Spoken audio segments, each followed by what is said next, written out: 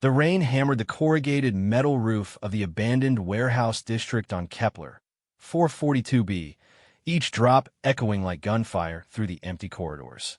Marcus Chun pulled his worn military jacket tighter around his shoulders as he made his way through the maze of shipping containers that had become home to the galaxy's forgotten. The prosthetic leg clicked against the wet concrete with each step, a constant reminder of the war that had ended 3 years ago, but never really left him. The Terran Dominion conflict had raged for 15 brutal years across 17 star systems. Humanity had emerged victorious, but victory came with a price that few civilians understood. Veterans like Marcus found themselves adrift in a galaxy that had moved on, their sacrifices remembered only during annual memorial services and political speeches. The integration programs had failed most of them. Jobs were scarce for soldiers whose primary skills involved operating weapons that were now banned under the peace treaties. Marcus had been walking these streets for months, ever since the last of his disability payments had run out. The bureaucrats at the Veterans Affairs office spoke in pleasant tones about transition periods and adjustment phases, but their words felt hollow when you were sleeping on a bench outside the spaceport, watching luxury transports ferry the wealthy to resort worlds while you counted the coins in your pocket. The warehouse district had become an unofficial sanctuary for the displaced. Alien refugees from worlds devastated by the war mingled with human veterans, creating a strange community bound together by shared trauma and abandonment. The local authorities largely ignored them as long as they stayed out of sight from the commercial districts where tourists and business travelers might be disturbed by the reality of post-war life. Tonight felt different, though. The usual sounds of the district were muted, as if the very air held its breath. Marcus paused at the corner of Building 7, listening. Somewhere ahead, he could hear the soft sound of weeping, almost lost beneath the drumming rain. His military instincts kicked in automatically, mapping the acoustic signature, estimating distance and direction. Old habits died hard. He found her huddled behind a stack of supply crates near the loading dock of an abandoned electronics warehouse.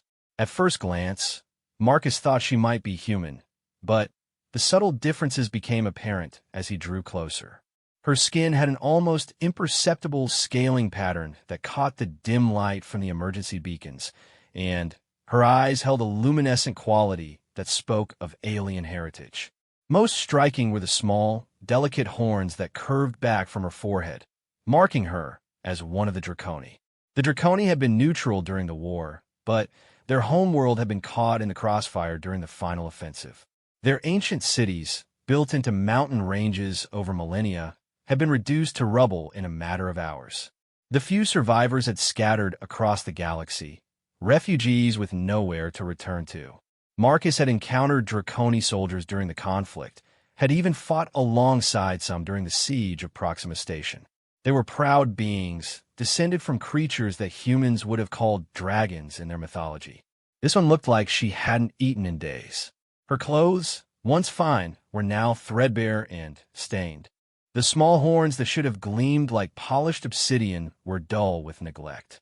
She looked up as Marcus approached, her luminescent eyes widening with a mixture of fear and hope that he recognized in every refugee's face. "I'm sorry," she said in accented galactic standard, her voice barely above a whisper. "I didn't mean to take shelter here. I'll move on if this is your space." Marcus shook his head, settling down on a nearby crate despite the way his prosthetic protested the movement. "It's not my space. This whole district belongs to whoever needs it most." He studied her face, noting the hollow cheeks and the way her hands trembled slightly. "What did you last eat?" The question seemed to startle her. She looked down at her hands, and Marcus could see the pride warring with desperation in her expression. The Draconi were a proud species, with complex honor codes that made accepting charity difficult. But hunger was a universal language that transcended cultural barriers. 3 days, she admitted finally. Maybe 4. Time becomes difficult to track. Marcus reached into his jacket and pulled out a ration pack, one of the last from his military supplies. The irony wasn't lost on him that he was sharing food with someone whose people had been neutral in a war that had cost him his leg and his future But suffering was suffering, regardless of species or politics. "Here," he said, offering the pack. "It's not much, but it'll help." She stared at the ration pack as if it were made of precious metals. I cannot simply take this. I have nothing to offer in return." Her voice carried the formal cadence of draconian speech patterns, even roughened by exhaustion and hunger. "You don't need to offer anything." "Yes, I do." She straightened slightly, and Marcus caught a glimpse of the dignity that poverty hadn't quite managed to strip away. "My name is Lyralii of the Crystal Peaks clan. Among my people, debts of kindness must be acknowledged." She paused, her luminescent eyes meeting his. "I don't have much to offer, except my cooking." Marcus almost smiled at that. The idea of gourmet cuisine in a warehouse district seemed absurd, but there was something in her tone that suggested this wasn't an idle boast. "You're a chef." "I was." The simple statement carried years of loss. "Before the war, I managed the kitchens of the Grand Assembly on Draconus Prime. 700 years of culinary tradition, passed down through my family line." Her voice grew quieter. "All gone now. The mountains, the kitchens, the recipes carved into stone tablets, all of it buried under tons of rubble." Marcus felt a familiar ache in his chest, the recognition of shared loss. "I'm sorry. I know what it's like to lose everything you thought defined you." She tilted her head, studying him with those strange, luminescent eyes. "You were a soldier, Marine Gunnery Sergeant, first class. 15 years of service, 2 commendations, 1 Purple Heart." He gestured to his prosthetic. "And 1 medical discharge. The war took different things from both of us," she said softly. "But perhaps we both still remember who we were." Marcus handed her the ration pack again, and this time she accepted it with a formal bow of her head. As she opened it with careful, precise movements, he found himself wondering what draconian cuisine might taste like. He'd heard stories during the war about their cooking, how they could transform simple ingredients into works of art that satisfied not just hunger, but something deeper, something spiritual. "If you're serious about the cooking," he said carefully, "I might know where we could find some ingredients. Nothing fancy, but there's a supply depot 2 blocks over that sometimes has surplus from the merchant ships. The owner's not entirely heartless." Lyralii looked up from the ration pack, hope flickering in her eyes like the first spark of a rekindled fire. "You would trust me with real ingredients? Even after tasting only military rations?" "Sometimes you have to take things on faith," Marcus replied. "Besides, what's the worst that could happen? We're already at rock bottom." As she began to eat the rations with careful, measured bites, Marcus found himself thinking about faith and second chances. The war had taught him that the galaxy was full of cruelty and senseless destruction, but sitting here in the rain with a refugee dragon woman who still believed in the power of a home-cooked meal, he felt something he hadn't experienced in months: curiosity about tomorrow. The rain continued to fall, but somehow it seemed less cold than before. In the distance, the lights of the commercial district glittered like false stars, a reminder of the world that had moved on without them. But here, in the forgotten corners of the warehouse district, 2 beings who had lost everything were beginning to discover that sometimes the most important journeys started with the simplest acts of kindness. Marcus pulled out his datapad and scrolled through his meager contacts list. Dmitry Volkov ran the Surplus Depot, a former supply sergeant who had managed to parlay his military connections into a modest business. He had a reputation for being gruff but fair, and he occasionally extended credit to veterans who were down on their luck. "I'll talk to Dmitry tomorrow," Marcus said. "See what kind of arrangement we can work out." Lyralii finished the last of the rations and carefully folded the empty package, a gesture of respect that spoke to her upbringing. "Why are you helping me?" "We are strangers, and my people were not your allies in the war." Marcus considered the question as he listened to the rain drumming against the metal walls around them. "Because someone once told me that the measure of a civilization isn't how it treats its heroes, but how it treats those who have nothing left to offer." He paused. "I guess I want to believe that's still true."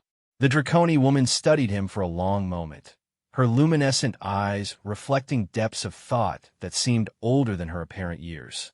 Among my people, there's a saying, the flame that lights another loses none of its own brightness. Perhaps the humans and Draconi are not so different after all. As the night deepened around them, Marcus found himself thinking about flames and brightness, about the strange paths that led two damaged souls to find each other in the ruins of their former lives. Tomorrow would bring its own challenges, but tonight, for the first time in months, he wasn't entirely alone. The warehouse district settled into its usual nighttime rhythm, but something had changed in the small space between the shipping containers. Where before there had been only desperation and solitude, now there was the fragile beginning of something that might, with time and care, grow into hope. Dawn broke gray and sullen over the warehouse district, the perpetual cloud cover of Kepler. 442b filtering the light into something that felt more like eternal twilight than morning. Marcus woke to the sound of his stomach growling and the familiar ache in his prosthetic leg that came with sleeping on hard surfaces.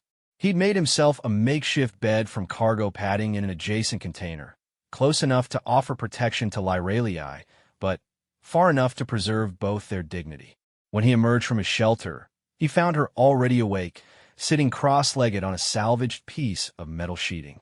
She was perfectly still, her eyes closed, her breathing slow and measured. The small horns on her forehead caught what little light filtered through the clouds, and Marcus realized he was witnessing some form of meditation or prayer. He waited quietly until she opened her eyes, not wanting to disturb what was clearly a sacred ritual. When she looked at him, he saw that some of the hollow desperation from the night before had been replaced by something steadier, more centered. "Good morning, Marcus Chun," she said formally, inclining her head in the slight bow that seemed to be her people's standard greeting. "I trust you slept well, considering our circumstances." "Well enough," he replied. "You, better than I have in weeks." Perhaps it was having a companion nearby, or perhaps it was simply having a full stomach for once. She stood gracefully, and Marcus noticed that despite her threadbare clothes and obvious hardship, she moved with an innate elegance that spoke of careful training. "Shall we visit your friend at the supply depot?" The walk to Dimitri's place took them through the heart of the warehouse district, past the improvised shelters and small communities that had sprung up in the abandoned buildings. Marcus knew most of the faces they passed, veterans and refugees who nodded acknowledgement or raised hands in greeting. A few stared openly at Lyralii, curiosity and wariness mingling in their expressions. Draconi were uncommon on Kepler, 442b, and her obvious alien heritage made her stand out among the predominantly human population of the district. "They're afraid of me," she observed quietly as they walked past a group of former soldiers sharing breakfast around an improvised fire pit. "They're afraid of everything," Marcus corrected. "It's not personal. When you've lost everything once, you tend to be suspicious of anything that might change your situation, even for the better." Dmitry Volkov's surplus depot occupied what had once been a legitimate warehouse before the economic downturn had forced the original owners into bankruptcy. Now it served as a combination storage facility, trading post, and informal community center. Dmitry himself was exactly what Central Casting would have ordered for a former military supply sergeant. Broad shoulders, graying beard, and eyes that could assess the value of anything within seconds. He looked up from his inventory datapad as Marcus and Lyralii approached the main counter, his expression shifting from welcoming to puzzled as he took in the Draconi woman at Marcus's side. "Chun," he said in his gravelly voice, accented with traces of his Russian homeland. "Didn't expect to see you again so soon. Who's your friend?" "This is Lyralii," Marcus said. "She's a chef. We were hoping to work out some kind of arrangement for ingredients." Dimitri's eyebrows climbed toward his hairline. "Chef."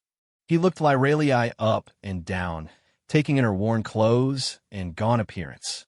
"What kind of arrangement did you have in mind?" Marcus had spent the walk overthinking about this conversation, trying to figure out how to present their proposal in a way that wouldn't sound like charity or desperation. She cooks, I help with deliveries and warehouse work. You get free labor and the best meals you've ever tasted. We get ingredients and maybe a little credit toward other supplies. The depot owner scratched his beard thoughtfully. And what makes you think she can cook anything worth eating? No offense, he added, glancing at Lyralii. None taken, she replied with quiet dignity. I understand your skepticism. Perhaps a demonstration would be in order. Dmitri laughed, but not unkindly. A demonstration? With what? I'm not going to hand over valuable ingredients based on promises. Lyralii stepped forward slightly, and Marcus caught a glimpse of steel beneath her polite exterior. Give me access to your kitchen facilities and whatever ingredients you consider worthless or expired. If I cannot create something extraordinary from scraps, then you have lost nothing but a few minutes of your time. The challenge hung in the air between them. Dimitri's expression shifted from amusement to curiosity, and Marcus could see the former sergeant evaluating the situation with tactical precision. Finally, he shrugged. Why not? Kitchen's in the back. Fair warning, though, it's mostly used for heating rations and making coffee. And all I've got for ingredients are some vegetable scraps that are going bad, and maybe some spices that are past their prime. That will be sufficient, Lyralii said with confidence that Marcus hoped wasn't misplaced. Dimitri's kitchen was exactly as advertised, a small room with basic heating elements, a few batter pots and pans, and minimal prep space. The ingredients he produced were even less promising. Wilted vegetables that most people would have thrown away days ago, spices in unmarked containers with faded labels, and a few packets of protein powder that looked like they'd been in storage since before the war. Marcus watched nervously as Lyralii examined the meager supplies, her luminescent eyes moving over each item with professional assessment. She picked up the vegetables, testing their texture with gentle pressure, then moved to the spices, opening each container and inhaling deeply. Interesting, she murmured. Some of these spices are actually improved by age. This cardamom has developed notes it wouldn't have had when fresh. She looked up at Dmitri. May I begin? What happened next was nothing short of magical. Lyralii moved through the small kitchen with fluid grace, her hands working with practiced efficiency. She trimmed away the damaged portions of the vegetables with surgical precision, revealing cores that were still fresh and vibrant. The wilted outer leaves became the base for what she called a essence extraction, a technique that involved slow heating and careful timing that filled the air with rich, complex aromas. Marcus had never paid much attention to cooking before. In the military, food was fuel, nothing more. Rations were designed for efficiency and shelf life, not flavor. But watching Lyralii work was like watching an artist create a masterpiece from discarded materials. Every movement had purpose. Every decision was deliberate. She worked in silence for the most part, occasionally requesting a specific pot or utensil. Dmitri and Marcus stood transfixed as she layered flavors with techniques that seemed to belong more to chemistry than cooking. The aged spices were combined in proportions that created entirely new fragrances, while the vegetables were transformed through methods that Marcus couldn't begin to understand. The key, she said softly as she worked, is understanding that nothing is truly worthless. These vegetables that you see as scraps still carry the essence of the soil they grew in, the rain that nourished them, the sun that gave them life. My job is to unlock that essence and present it in its most perfect form. The philosophical approach to cooking was unlike anything Marcus had encountered, but he couldn't argue with the results. The small kitchen filled with aromas that made his mouth water and his stomach clench with anticipation. Even more remarkable was the change in Lyralii herself. The defeated refugee from the night before was gone, replaced by a confident professional who moved with purpose and precision. Draconi cooking is not just about nourishment, she continued, adjusting the heat under one of the pots. It is about connection, to the ingredients, to the land they came from, to the people who will share the meal. Food is memory made manifest. After nearly 2 hours of work, she stepped back and nodded with satisfaction. "It is ready." The meal she had created from scraps looked like something that might be served in the finest restaurants of the core worlds. The wilted vegetables had become a rich, complex broth with layers of flavor that seemed to unfold with each spoonful.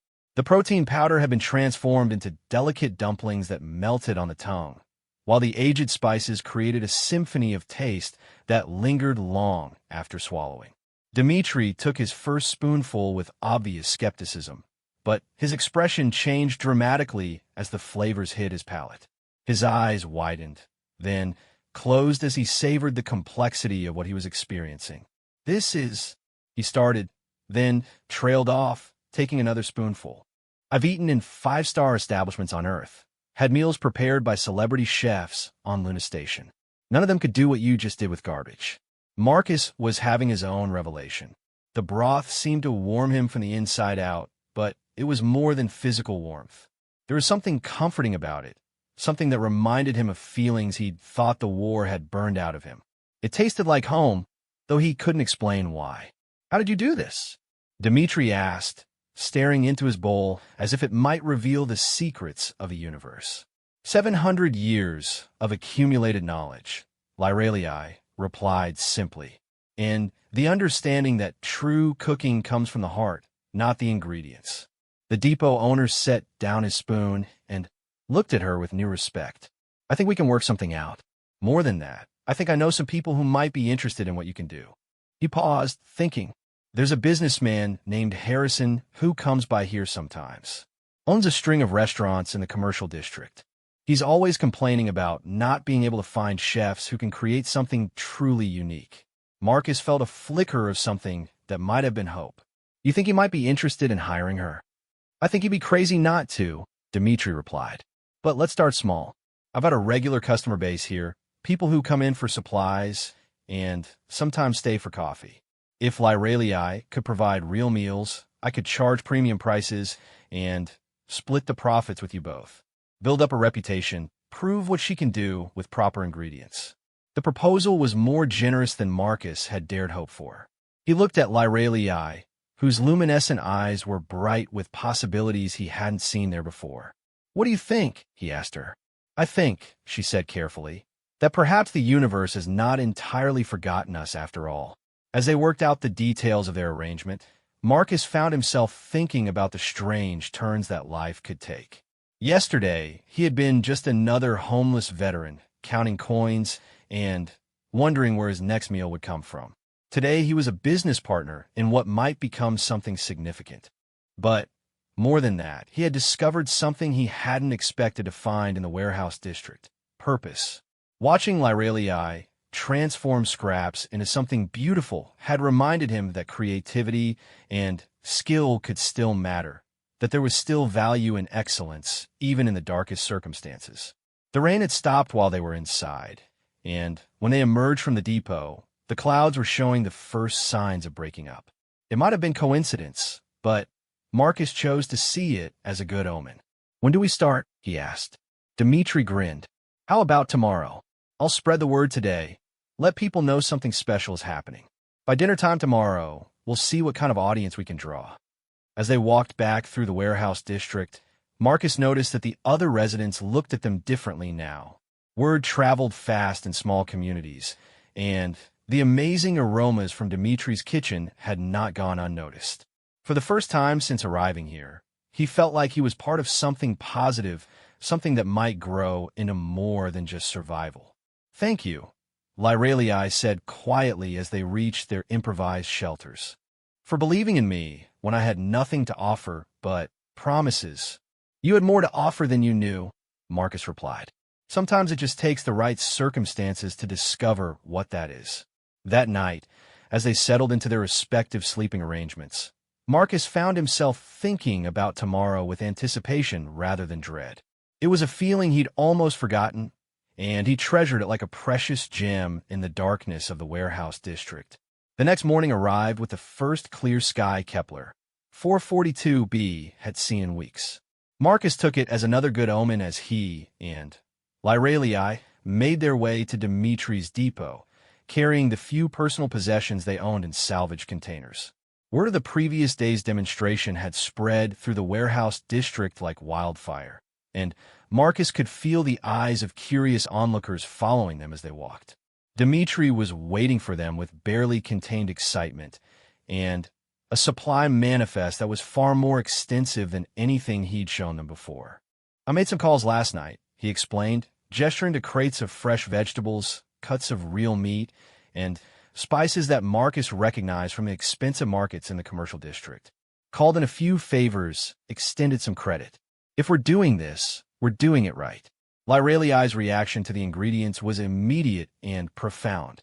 She moved from crate to crate like a musician examining a long-lost collection of instruments, her luminescent eyes brightening with each discovery.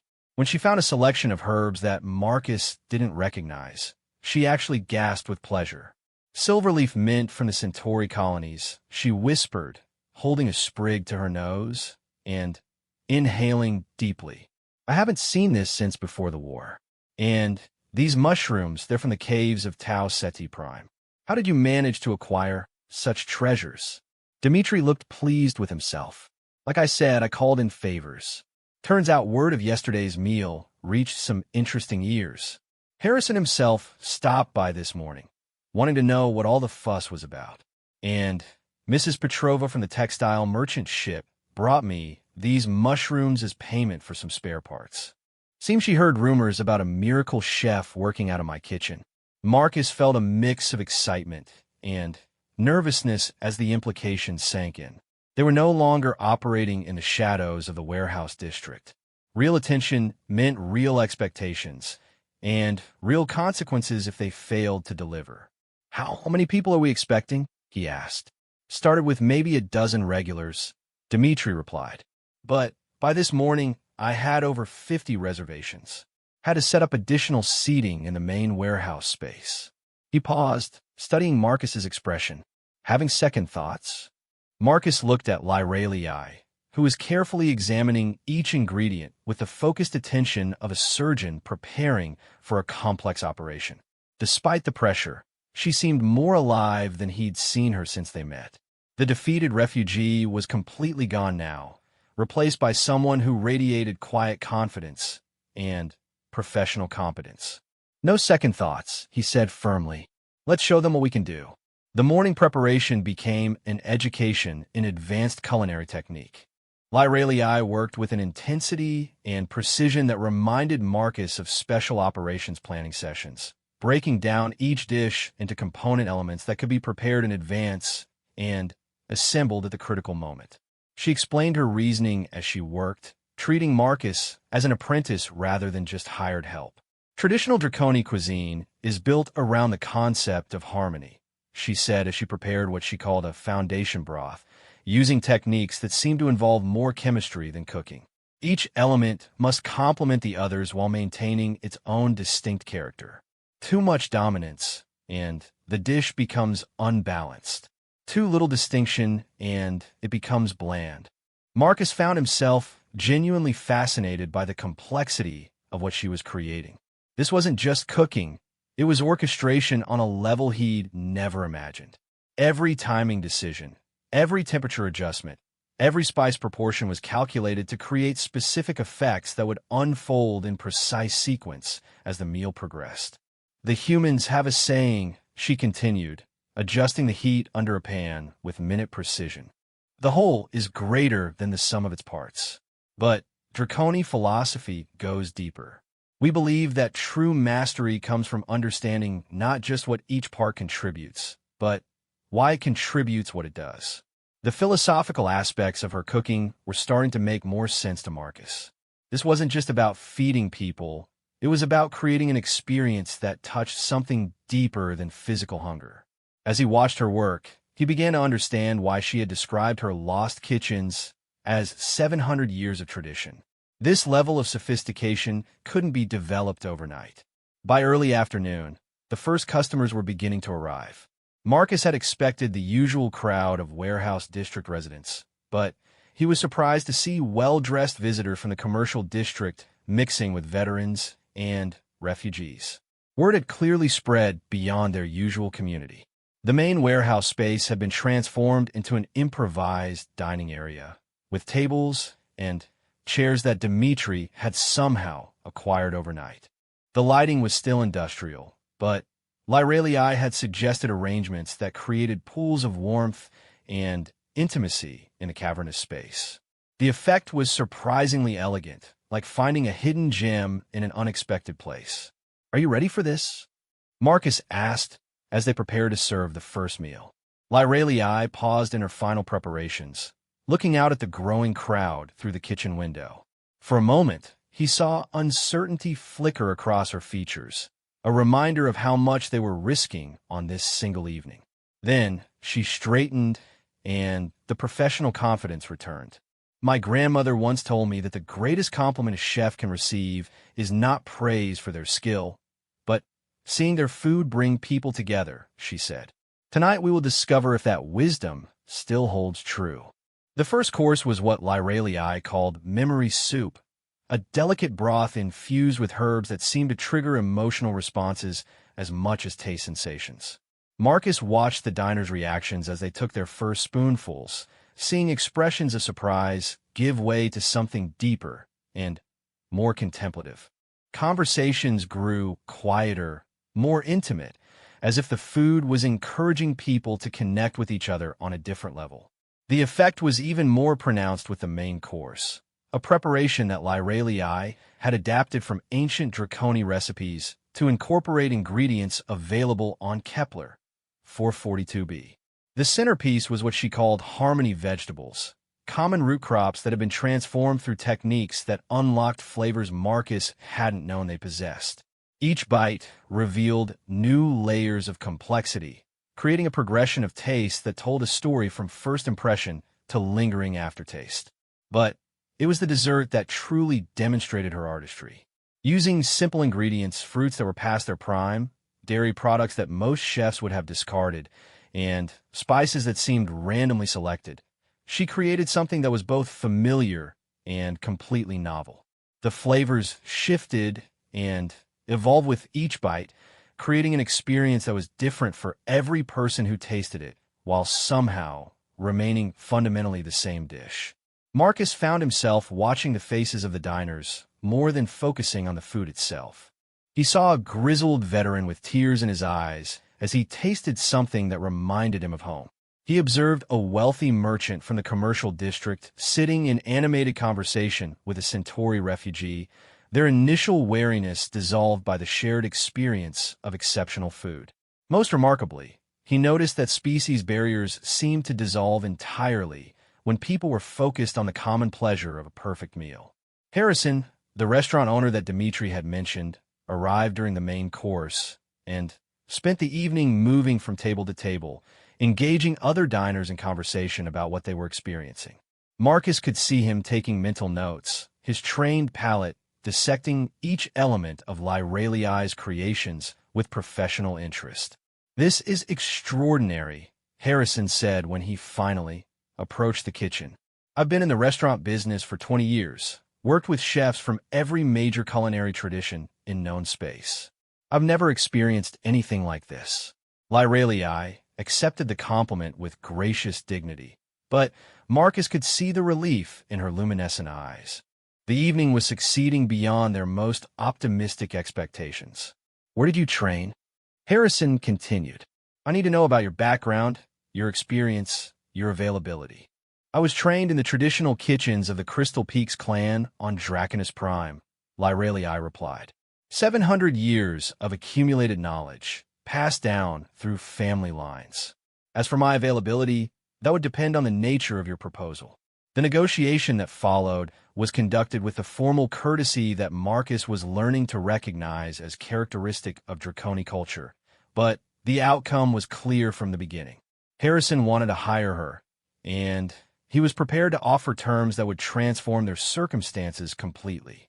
"I have a restaurant opening next month in the prime commercial district," Harrison explained.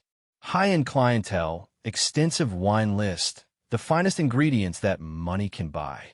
I need a head chef who can create the kind of unique dining experience that will establish us as the premier destination on Kepler 442b. The offer was generous enough to solve all of their immediate problems and ambitious enough to represent a genuine opportunity for long-term success. But Marcus could see Lyralii wrestling with something beyond simple career advancement. "I would need to discuss this with my business partner," she said, glancing at Marcus. "We have commitments here that must be considered." Marcus felt a surge of gratitude at being included in her decision-making process, but he also recognized opportunity when he saw it. "This is your chance," he said quietly. "Everything you've worked for, everything you lost in the war. This could give it all back to you." "Not everything," she replied. "Some things cannot be recovered. But perhaps some things can be rebuilt better than they were before." The evening wound down with promises of further discussions and concrete offers, but Marcus found himself thinking about what came next. The success of tonight had been intoxicating, but it also marked the end of their time in the warehouse district. Tomorrow would bring new challenges and new opportunities, but also the necessity of leaving behind the community that had sheltered them when they had nowhere else to go. As the last customers departed and they cleaned up the improvised kitchen, Lyralii was unusually quiet. Marcus had learned to recognize her moods over their brief partnership, and he could sense that she was processing more than just the evening's success. "What are you thinking about?" he asked as they packed away the remaining ingredients. "I am thinking about choices," she replied thoughtfully, "and about the difference between survival and truly living. Tonight, for the first time since the war ended, I felt like myself again. Not a refugee, not a charity case, but a chef.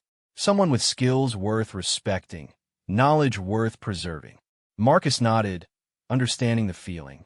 His own identity had been so tied to his military service that civilian life had felt like a kind of death. But working with her, seeing the effect of her skills on others, had reminded him that there were other ways to serve, other ways to make a difference. "So what do we do about Harrison's offer?" he asked. Lyralii looked around the improvised dining room, at the tables where strangers had become friends over shared meals, at the faces still glowing with satisfaction and connection. "We accept it," she said finally, "but we do it on our terms. I will not abandon this community that sheltered us when we had nothing. Whatever success we find, it must benefit more than just ourselves."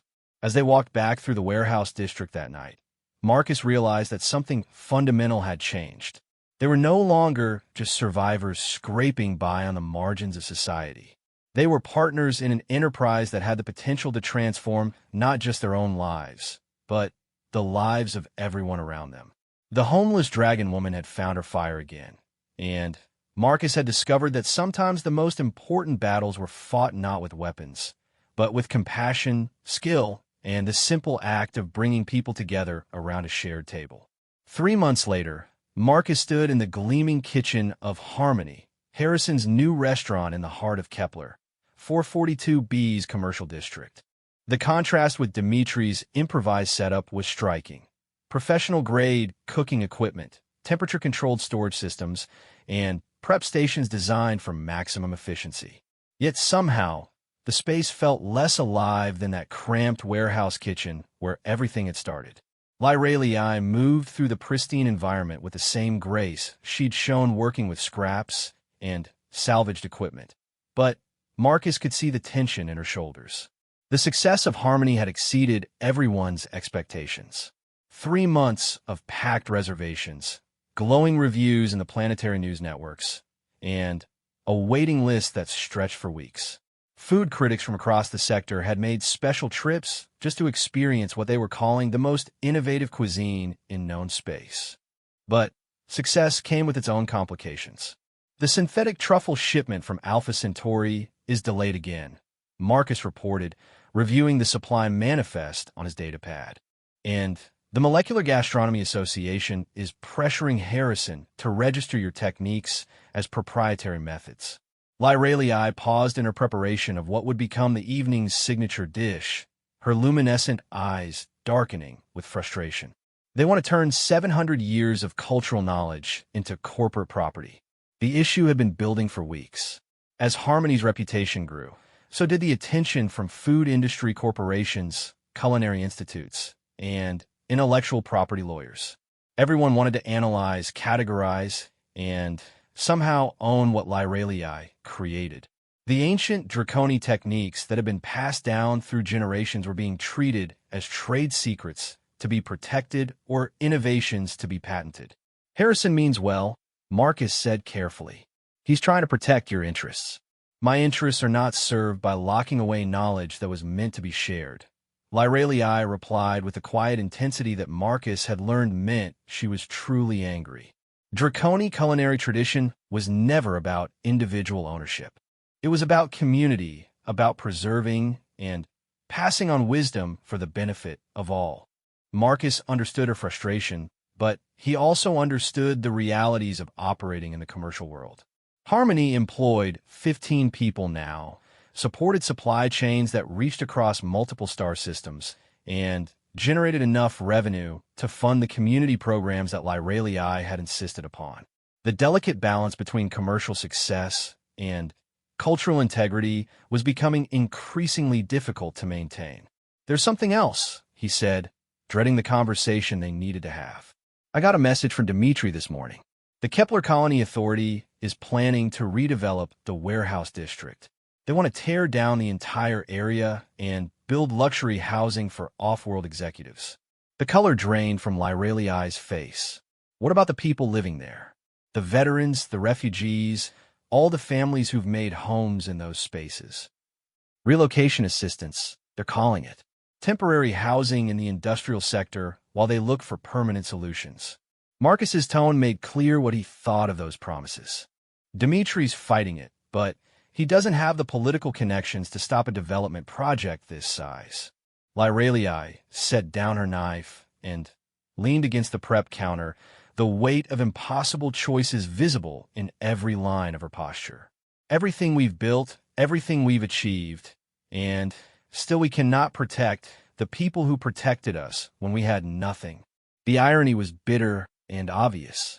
Their success at Harmony had elevated them into a social stratum with influence and resources, but it had also separated them from the community that had given them their start. The warehouse district residents were proud of Lyralii's achievements, but they couldn't afford to eat at Harmony. The gap between their old life and their new one was growing wider every day. "Maybe there's another way," Marcus said, an idea forming as he spoke. "What if we didn't try to stop the development, but shaped it instead? What if we could convince them to include something for the existing community? A restaurant in a luxury development complex?" Lyralii shook her head. They would never approve something that would serve the displaced residents. "Not a restaurant," Marcus said, his military planning instincts engaging with the problem. "Something bigger, something that serves the entire community while generating enough revenue to be self-sustaining." He paused, the idea crystallizing. "A culinary institute." Lyralii looked up, interest flickering in her luminescent eyes. "Explain." Marcus moved to the wall display and began sketching out concepts with the stylus, his vision taking shape as he spoke. "We establish a formal institution dedicated to preserving and teaching traditional cooking techniques from across known space.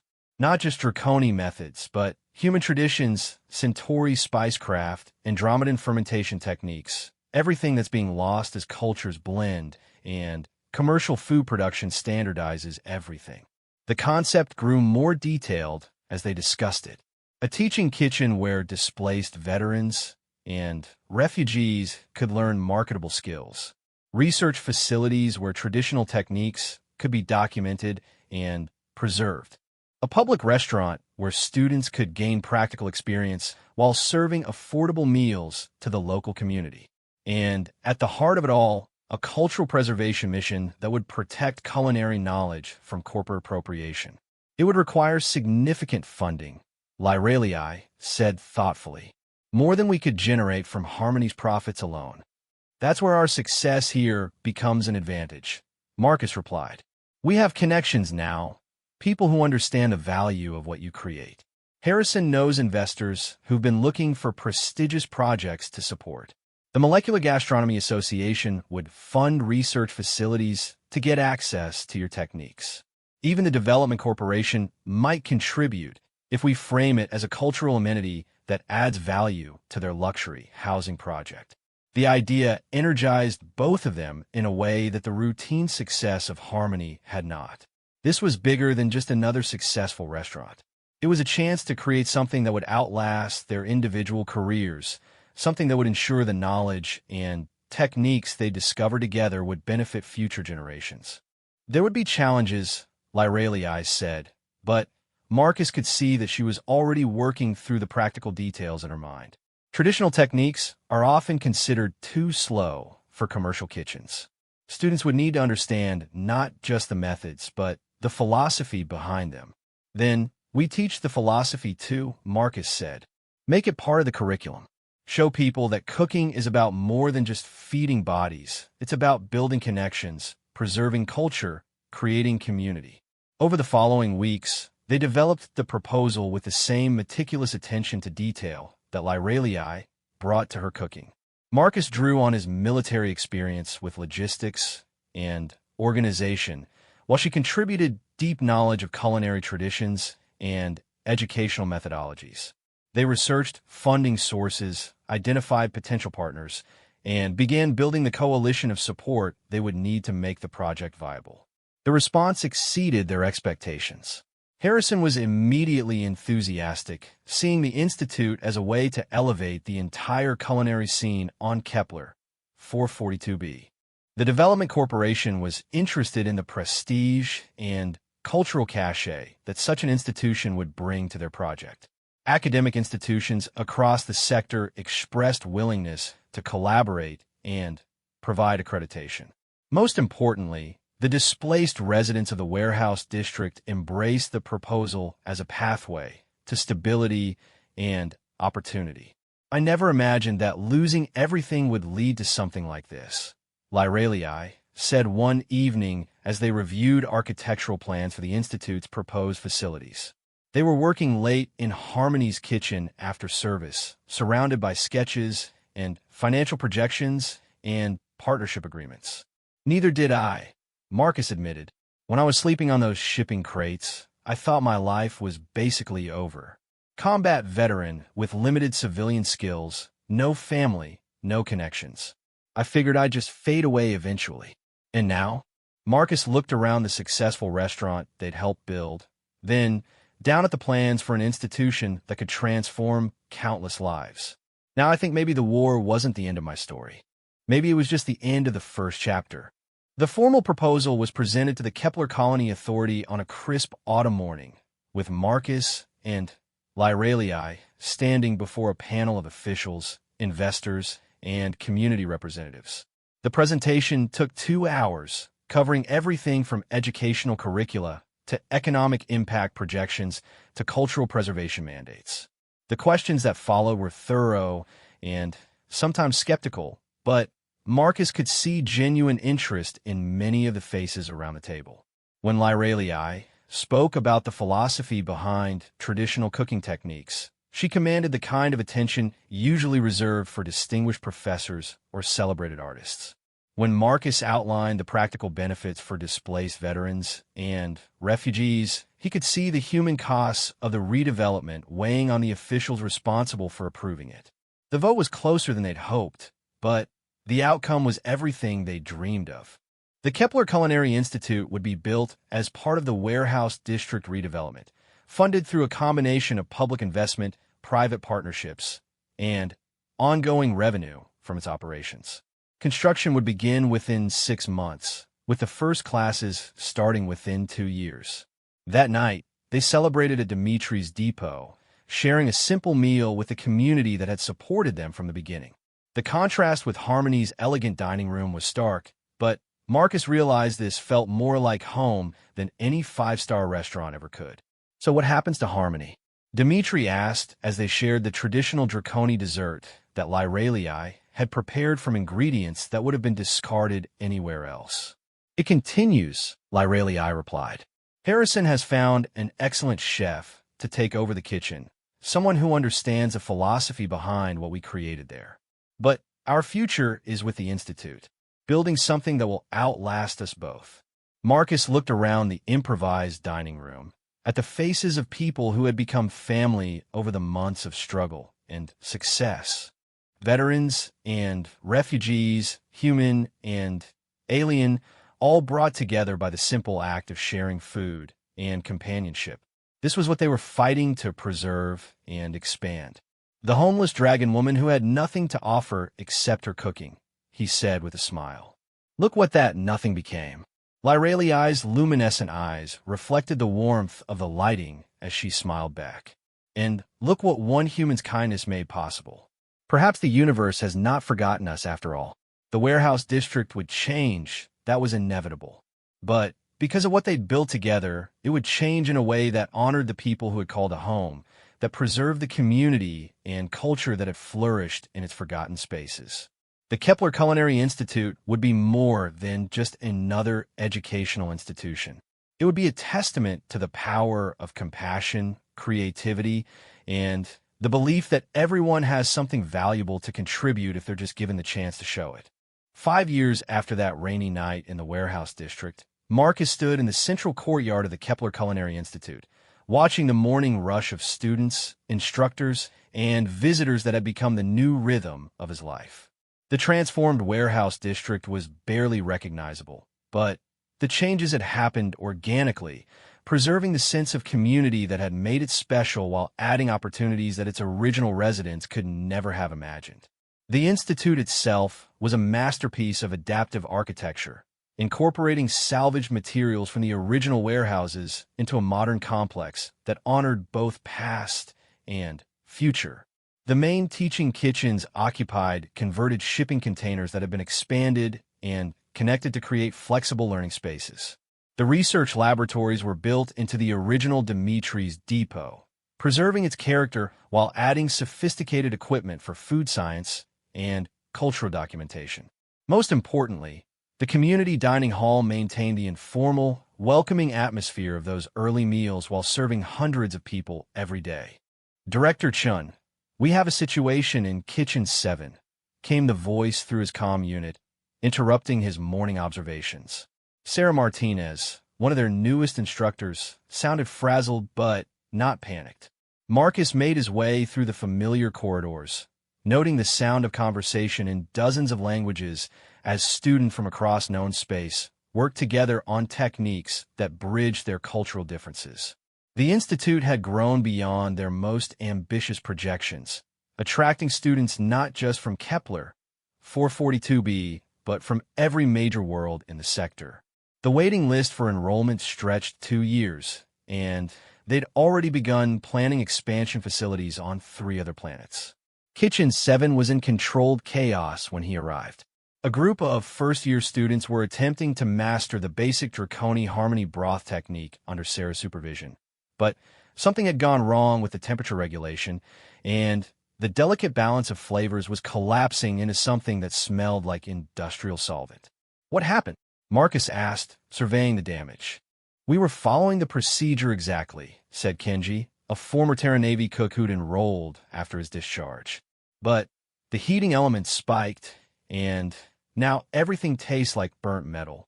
Marcus moved to the nearest workstation and tasted the ruined broth, his palate automatically analyzing the chemical breakdown that had occurred.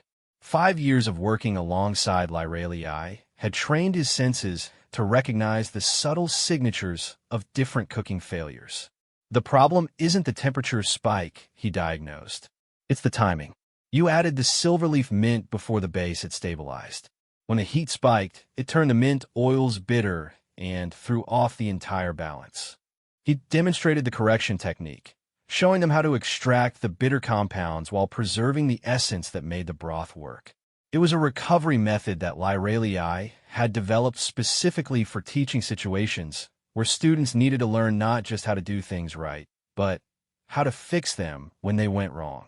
The key to Draconi cooking, he explained as they worked, is understanding that failure is part of the learning process. Every mistake teaches you something about the relationship between ingredients, time, and temperature. The masters who developed these techniques made thousands of mistakes over centuries of experimentation. The students worked with renewed focus, their earlier frustration replaced by curiosity about the scientific principles underlying the cultural traditions. This was exactly what the Institute had been designed to accomplish, preserving ancient knowledge while making it accessible to modern learners, bridging the gap between cultural heritage and practical application. As the corrected broth began to develop its characteristic aroma, Marcus felt the familiar satisfaction that came from successful teaching. But it was different from the satisfaction of cooking itself, more complex and longer-lasting. Each student who mastered these techniques would carry them forward, adapting them to new circumstances and passing them on to others. The knowledge that had been preserved through 700 years of Draconi tradition would continue to evolve and spread. "Director," Sarah said quietly as the students worked on their individual portions, "I wanted to thank you for the intervention. I know the techniques intellectually, but I don't have the intuitive understanding to troubleshoot problems like that." "That comes with time," Marcus replied, "and with guidance from people who've learned by making those exact mistakes themselves."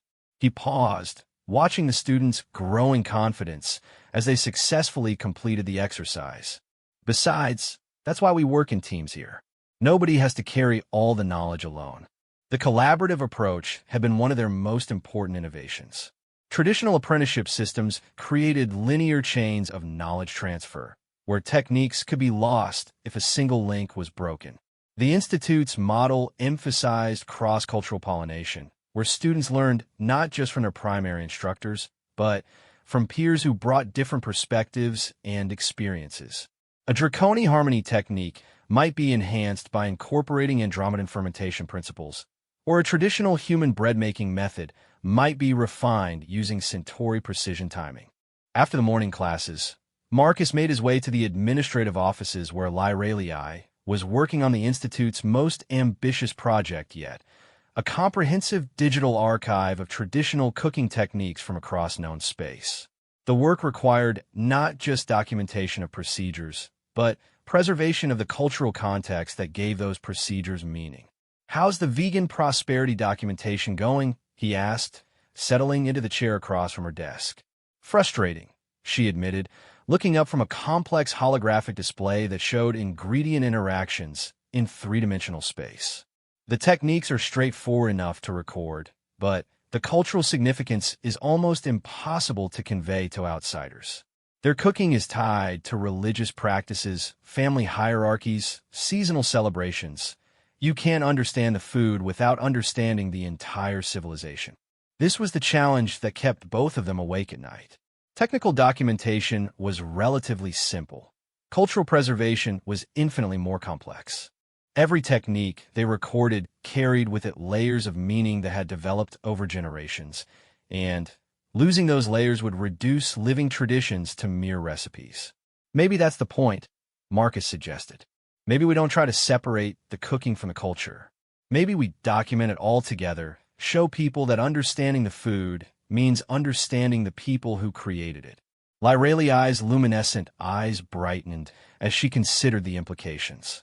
A comprehensive cultural archive, with cooking as the entry point, but expanding to include history, philosophy, social structures. She paused, working through the logistics. It would require partnerships with anthropologists, historians, sociologists, and it would take decades to complete properly. "Then, we better get started," Marcus said with a grin. "Besides, we got students who could help with the research as part of their advanced coursework. Turn it into a learning opportunity as well as a preservation project." The conversation was interrupted by an alert from Marcus's comm unit. "Priority message from Earth Central Command," the automated system announced. "Please report to Secure Communications Facility immediately." Marcus felt a familiar chill at the formal military language. He'd maintained his reserve status after discharge, but active duty calls were rare and usually meant significant trouble somewhere in human space. "I'll be back as soon as possible," he told Lyralii, already moving toward the door. The Secure Communications Facility was located in the Institute's basement, a remnant from the building's previous life as a military supply depot. The holographic display activated as soon as Marcus entered his authorization codes, resolving into the image of Admiral Sarah Chun, his former commanding officer, and, as he learned only recently, a distant cousin who shared his family name. "Marcus," she said without preamble, "we need your help. Not as a soldier, but as an educator." The briefing that followed was unlike anything Marcus had expected. A first contact situation had developed in the Vega system, where human exploration teams had encountered a previously unknown spacefaring civilization. The aliens, who called themselves the Kalari, communicated primarily through what human linguists were calling gustatory semiotics, a complex language based on taste and smell that incorporated cooking techniques as fundamental grammatical structures. "Every attempt at traditional diplomatic contact has failed," Admiral Chin explained. "They respond to our translators and universal communication devices as if we're speaking gibberish. But when our field teams shared food with them, meaningful exchange began immediately. The problem is, none of our people understand the cultural significance of what they're doing. We're essentially speaking their language like toddlers, and we're probably committing social blunders with every meal." The implications were staggering. Humanity's expansion into the galaxy had always depended on their ability to communicate with alien species, to find common ground that could serve as the foundation for peaceful coexistence. If the Kalari represented a completely new paradigm for interspecies communication, the success or failure of contact could determine whether humanity continued to expand or found itself contained within existing borders. "What exactly are you asking me to do?" Marcus said, though he was already beginning to understand. "We want you to lead a cultural exchange mission," Admiral Chin replied. "Take a team of your best people to Vega, study Kalari food language, and establish the foundation for formal diplomatic relations. The success of this mission could determine humanity's future in the galaxy." Marcus thought about the Institute, about the students who were just beginning to master techniques that had taken him years to learn, about the cultural preservation project that was finally gaining momentum. Leaving now would disrupt everything they'd built, potentially setting back their work by months or years. But he also thought about the broader implications of the Kalari contact. If successful, it could open new avenues for cultural exchange that would benefit every species in known space. The techniques and perspectives that the Institute had developed might be exactly what humanity needed to navigate this unprecedented situation. "I'll need to discuss this with Director Lyralii," he said finally. "And if we do this, we do it as representatives of the Institute, not just the military. This isn't a conquest mission, it's an educational opportunity." Admiral Chan smiled for the first time during the conversation. "I was hoping you'd say that. The Diplomatic Corps is prepared to fund the mission through the Institute's budget, and you'll have complete autonomy over personnel selection and operational methodology. They want the best cultural experts humanity has to offer, not just soldiers who can follow orders." After the communication ended, Marcus sat in the quiet basement room, processing the magnitude of what they were being asked to do. Everything they'd learned about bridging cultural differences, about using food as a universal language, about preserving and sharing knowledge across species boundaries, it might all be put to the ultimate test. When he returned to the main institute, he found Lyralii in the community dining hall, sharing lunch with a group of students who were practicing conversational techniques in their native languages. The sight reminded him of those early meals in the warehouse district, when strangers had become friends over shared food and mutual respect. "I need to tell you about a communication I've just received," he said, settling beside her at the long table that had become their informal office for discussions that required community input. As he explained the Kalari situation and the proposed mission, he watched her expressions shift from surprise to fascination to deep consideration. The students around them grew quiet as they realized they were witnessing a moment of historical significance. 7 species, said Tomoko, a third-year student who specialized in xenobiology and traditional fermentation. 7 different approaches to interspecies communication, and we're about to encounter an 8th that none of us understand. Which is exactly why this mission needs to succeed, Lyralii said thoughtfully. Not just for humanity's sake, but for the sake of cultural diversity throughout the galaxy. If the Kalari represent a fundamentally different way of organizing and transmitting knowledge, contact with them could revolutionize our understanding of consciousness itself. The discussion that followed involved the entire community. Students, instructors, support staff, even some of the local residents who had become informal advisors to the Institute's programs. Everyone understood that this decision would affect not just Marcus and Lyralii, but the future direction of everything they'd built together. "How long would you be gone?" asked Dimitri, who had become the Institute's procurement specialist and unofficial historian. "Unknown," Marcus admitted. First contact protocols suggest a minimum of 6 months for initial cultural mapping. But if we're successful in establishing meaningful communication, it could extend to years. "Then, we go prepared for years," Lyralii said with a decisive tone that Marcus had learned meant she'd made up her mind. "We document everything. We train successors to maintain our work here, and we approach this as the greatest educational opportunity in human history." The planning that followed consumed the next 3 months. A team of 12 specialists was assembled, representing not just the Institute, but partner organizations across human space. Equipment was designed and tested, communication protocols were established, and backup plans were developed for every conceivable contingency. On the morning of departure, the entire Institute community gathered in the central courtyard to see them off. Marcus looked out at the faces of students, colleagues, and friends who had become his family over the past 5 years. The scared, homeless veteran who had offered his last ration pack to a hungry stranger seemed like a character from someone else's story. "Whatever we learn out there," he told the assembled crowd, "we learn for all of us. The knowledge we gain belongs to this community, and we'll bring it back to be shared and preserved alongside everything else we've discovered together." As their transport lifted off from the Institute's landing pad, Marcus could see the transformed warehouse district spreading out below them. Where once there had been desperate people huddling in abandoned buildings, now there was a thriving community dedicated to preserving and sharing the best of what every culture had to offer. "Do you think we're making the right choice?" Lyralii asked as Kepler 442b fell away behind them. Marcus thought about a rainy night 5 years ago when a homeless veteran and a refugee dragon woman had found each other in the forgotten corners of a warehouse district. He thought about the meals that had brought strangers together, the techniques that had been preserved and shared, the community that had grown from nothing more than kindness and mutual respect. "I think we're making the only choice we could live with," he replied. "Besides, we've already proven that impossible things become possible when you start by sharing a meal." The stars ahead held mysteries that might reshape humanity's understanding of life, intelligence, and communication.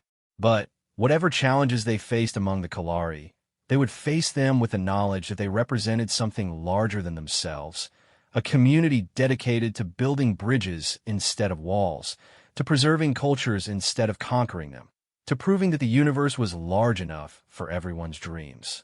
The homeless dragon woman had indeed found her fire again, and that fire had lit a beacon that would burn across the galaxy, showing other lost souls that they too had something valuable to offer if they could just find someone willing to believe in them.